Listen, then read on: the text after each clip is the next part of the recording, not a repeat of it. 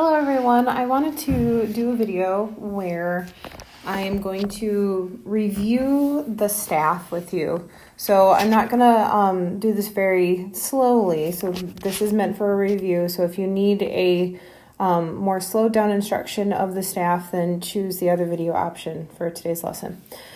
So the staff is made up of 5 lines. When I separate the staff with a vertical line, this is called a bar line. When I add a thicker double bar line at the end, this is a final bar line down here. And then usually at the beginning of the staff is where we would put our clef. This is the one that you guys learned first, and this is the treble clef.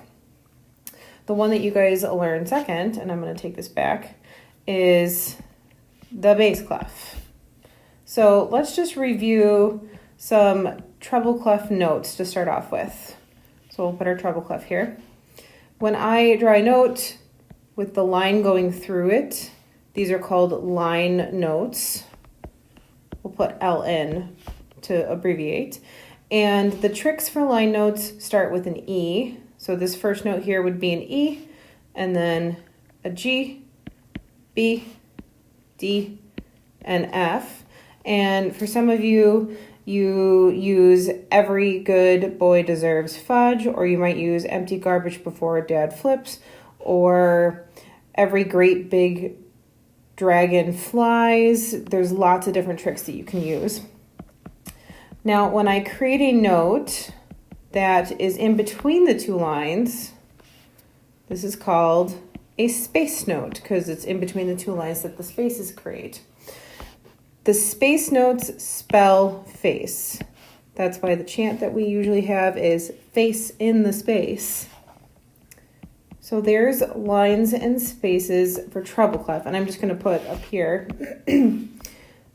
E, G, B, D, F for reference for the line notes, and my screen kind of cut off, and then F, A, C, E for the space notes for a reference. So line notes and space notes, and this is treble clef. And my screen is cutting out. And we'll do a little treble clef. Now, let's review bass clef, keeping these up here as a reference for you. So again, same concept. We draw notes on every line with the line piercing through them, and they're line notes. But now for bass clef, instead of starting with an E, we actually start with a G.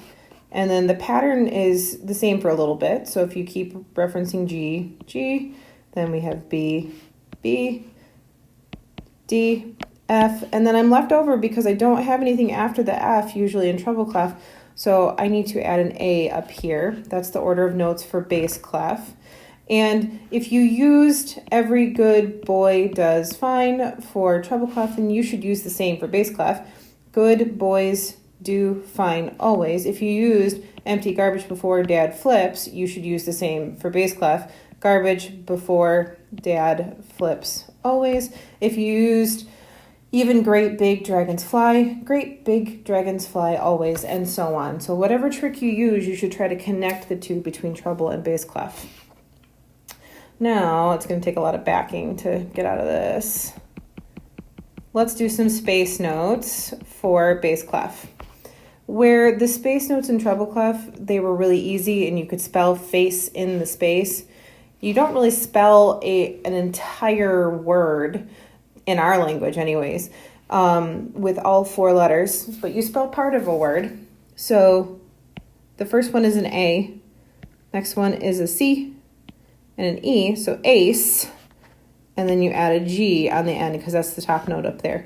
So when I've taught this, when I learned this, I thought aseg, because ace G, aseg, it kind of looks like if I had an imaginary word, aseg, that's what I would use to spell it. Or if you like to use a saying, you could do all cows eat grass, or all cars eat gas.